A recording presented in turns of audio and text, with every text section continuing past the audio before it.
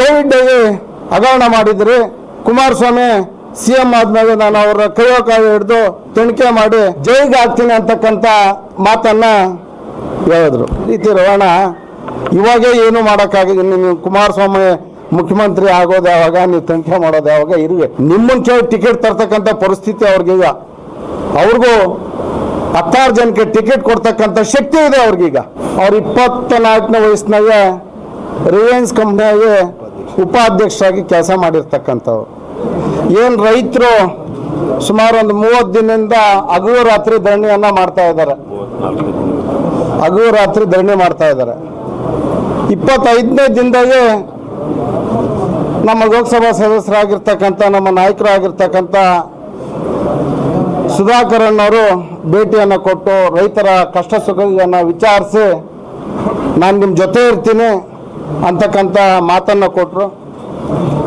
ಆ ಸಂದರ್ಭದಲ್ಲಿ ಆ ಸ್ಥಳೀಯ ಶಾಸಕರಾಗಿರ್ತಕ್ಕಂಥ ಶಾಸಕರನ್ನು ನೀವು ರೈತರಿಗೆ ಸ್ಪಂದಿಸಬೇಕಾಗಿತ್ತು. ಈ ಭಾಗದಲ್ಲಿ ನೀವು ಬಂದು ಅವ್ರ ಕಷ್ಟ ಸುಖಕ್ಕೆ ಸ್ಪಂದನೆ ಮಾಡಬೇಕಾಗಿತ್ತು.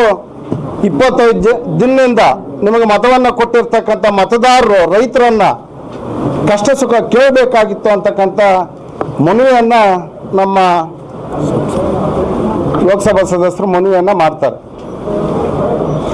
ಅದ್ರ ಜೊತೆಗೆ ಅವ್ರ ಮುಖಂಡರು ಒಂದು ಪ್ರತಿಗೋಷ್ಠಿಯನ್ನು ಮಾಡಿದ್ರು. ನಾವು ಸಹ ಒಂದು ಪ್ರತಿಗೋಷ್ಠಿಯನ್ನು ಮಾಡಿದ್ರೆ ನಿನ್ನೆ ಶಾಸಕರು ನೇರವಾಗಿ ನಮ್ಮ ನಾಯಕರನ್ನ ಏಕವಚನದಲ್ಲಿ ಸವಾಲು ಹಾಕೋ ರೀತಿಯಲ್ಲಿ ಅವರು ಪ್ರತಿಗೋಷ್ಠಿಯನ್ನು ಮಾಡಿದ್ದಾರೆ. ಇವತ್ತು ರಾಜಕಾರಣ ಬರುತ್ತೆ ಹೋಗುತ್ತೆ. ರಾಜಕಾರಣ ಮಾಡಿದ ಮೇಲೆ ತಮ್ಮ ಸಾಕ್ಷಿ ಗುಡ್ಡೆಯನ್ನು ಅಭಿವೃದ್ಧಿ ಕೆಲಸಗಳನ್ನು ಮಾಡ್ತಕ್ಕಂಥ ಕೆಲಸ ಜನಪ್ರತಿನಿಧಿಯಾಗಿರುತ್ತೆ. ಇವತ್ತು ನೀವು ನೋಡ್ಬೋದು ನಮ್ಮ ನಾಯಕರು 12ರಲ್ಲಿ ಸಮಾಜ ಸೇವೆಗೆ ಬಂದರು. ಯಾವ ರೀತಿಯನ್ನು ಅಭಿವೃದ್ಧಿ ಮಾಡಿದ್ದಾರೆ ಅಂತಕ್ಕಂಥದ್ದು ಸಾಕ್ಷಿ ಗುಡ್ಡೆ. ಇವತ್ತು ಮೆಡಿಕಲ್ ಕಾಲೇಜ್ ಆಗಿರ್ಬೋದು, ನಮ್ಮ ಭಾಗಕ್ಕೆ ಬೆಂಗಳೂರು ನೀರನ್ನು ಶುದ್ಧೀಕರಣ ಮಾಡಿ ಕೆರೆಗೆ ತುಂಬಿಸ್ತಕ್ಕಂಥದ್ದು. ಇವತ್ತು ನಮ್ಮ ಭಾಗದ ರೈತರು ನೆಮ್ಮದಿಯಿಂದ ಜೀವನ ಮಾಡ್ತಾ ಇದ್ದಾರೆ. ಇದೇ ಹೋಗಿದ್ರೆ ಎಷ್ಟೋ ಜನ ಆತ್ಮಹತ್ಯೆ ಮಾಡ್ಕೊತಕ್ಕಂಥ ಪ್ರಕರಣಗಳು ದಿನೇ ದಿನೇ ಹೆಚ್ಚಾಗ್ತಾ ಇತ್ತು. ಈ ರೀತಿ ಈಶಾ ಫೌಂಡೇಶನ್ ಆಗಿರ್ಬೋದು, ಈ ರೀತಿ ಅನೇಕ ಅಭಿವೃದ್ಧಿ ಕೆಲಸಗಳನ್ನು ನಮ್ಮ ನಾಯಕರು ಮಾಡಿದ್ದಾರೆ. ಇವತ್ತು ರವಿ ಅವರು ನೇರವಾಗಿ ಸವಾಲನ್ನು ಹಾಕಿದ್ದಾರೆ. ಏನಂತ, ನೀವು ಭ್ರಷ್ಟಾಚಾರ ಮಾಡಿದಿರಿ, ಮೆಡಿಕಲ್ ಕಾಲೇಜ್ ಅಷ್ಟು ಮಾಡಿದಿರಿ, ನೀರಾವರಿ ಅಷ್ಟು ಮಾಡಿದಿರಿ, ಕೋವಿಡ್ ಅಷ್ಟು ಮಾಡಿದಿರಿ ಅಂತಕ್ಕಂಥದ್ದು. ರವಣ್ಣವರೇ, ನಮ್ಮ ಡಾಕ್ಟ್ರ್ ಬಗ್ಗೆ ನಿಮ್ಗಿನ್ನೂ ಈಗ ಅರ್ಥ ಆಗ್ತಾ ಇದೆ. ಅವ್ರು 24ನೇ ವಯಸ್ಸಿನಾಗ ರಿಲಯನ್ಸ್ ಕಂಪ್ನಿಯಾಗೆ ಉಪಾಧ್ಯಕ್ಷರಾಗಿ ಕೆಲಸ ಮಾಡಿರ್ತಕ್ಕಂಥವ್ರು. 24ರಾಗೆ ಅವ್ರು 25ಕ್ಕೆ ಟ್ಯಾಕ್ಸನ್ನು ಕಟ್ಕೊಂಡ್ಬಂದಿರ್ತಕ್ಕಂಥ ಉದ್ಯಮಿ. ಈ ರೀತಿ ಅವರ ಅಭಿವೃದ್ಧಿ ಅವರ ವೈಯಕ್ತಿಕವಾಗಿ ಅವರೇನು ಇವತ್ತು ನಿನ್ನೆ ಶ್ರೀಮಂತರಾಗಿರ್ತಕ್ಕಂಥವ್ರು ಏನಾಗ. ಇವತ್ತು ನೀವು ಹೇಳಿದ್ರಿ ಕೋವಿಡ್ಗೆ ಹಗರಣ ಮಾಡಿದ್ರಿ.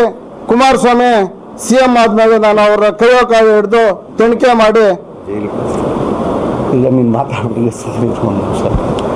ಜೈಲಿಗೆ ಹಾಕ್ತೀನಿ ಅಂತಕ್ಕಂಥ ಮಾತನ್ನು ಹೇಳಿದ್ರು. ನೇರವಾಗಿ ಇವತ್ತು ಕಾಂಗ್ರೆಸ್ನವರು ಇವತ್ತು CM ಆಗಿರ್ಬೋದು, ಅನೇಕ ಮಂತ್ರಿ ಹಿರಿಯ ನಾಯಕರು ತನಿಖೆ ಮಾಡಿಸ್ತೀವಿ, ಅದು ಮಾಡಿಸ್ತೀವಿ, ಇದು ಮಾಡಿಸ್ತೀವಿ ಅಂತಕ್ಕಂಥ ಭಾಷಣಗಳನ್ನು ಮಾಡಿದ್ರು. ಅದೇ ರೀತಿ ಸರ್ಕಾರ ಬಂತು, ಒಬ್ಬ ನ್ಯಾಯಾಧೀಶರನ್ನು ನೇಮಕ ಮಾಡಿದ್ರಿ ಎನ್ಕ್ವೈರಿ ಮಾಡೋದಕ್ಕಾಗಿ. ಎನ್ಕ್ವೈರಿ ಮಾಡಿದ್ರು. ನಮ್ಮ ಡಾಕ್ಟ್ರದ್ದು ಒಂದು ಕಡೆನೂ ಅವ್ರದ್ದೊಂದು ಹೆಸರು ಬರಲಿಲ್ಲ, ಈ ರೀತಿ ಹಗರಣ ಮಾಡಿದ್ದಾರೆ ಅಂತಕ್ಕಂಥದ್ದು. ನಮ್ಮ ಡಾಕ್ಟ್ರೇ ಪ್ರತಿಗೋಷ್ಠಿಯನ್ನು ಮಾಡಿ ಸುಮಾರು 4-5 ಸಾರಿ ಮುಖ್ಯಮಂತ್ರಿಗೆ ನೇರವಾಗಿ ಸವಾಲನ್ನು ಹಾಕಿದ್ರು. ನಾನು ಹಗರಣ ಇದ್ರೆ ತೆಗೀರಿ ಅಂತಕ್ಕಂಥ ನೇರವಾದಂಥ ಸವಾಲು ಹಾಕಿದ್ರು. 3 ವರ್ಷ ಆಗಿದೆ. ಎಷ್ಟು ವರ್ಷ? 3 ವರ್ಷ ಆಗಿದೆ. ಏನಾದರೂ ಮಾಡಿದರೆ ಬರಬೇಕಾಗಿತ್ತಾಗ. ಸರ್ಕಾರ ಕಣ್ಮುಚ್ಕೊಂಡು ಕೂತಿದೆಯಾ? ಈ ರೀತಿ ರವಣ ಇವಾಗೇ ಏನು ಮಾಡೋಕ್ಕಾಗಿದೆ. ನೀವು ಕುಮಾರಸ್ವಾಮಿ ಮುಖ್ಯಮಂತ್ರಿ ಆಗೋದು ಯಾವಾಗ, ನೀವು ತನಿಖೆ ಮಾಡೋದು ಯಾವಾಗ? ಇರುವೆ ಈಗ ನೀವು ಶಾಸಕರು ವಿಧಾನಸೌಧ ಕೂತು ಸ್ಟ್ರೈಕ್ ಮಾಡಿ, ನಿಮ್ಮ ಶಕ್ತಿ ಇದ್ದರೆ ಇವಾಗೆ ತನಿಖೆ ಮಾಡಿಸಿ.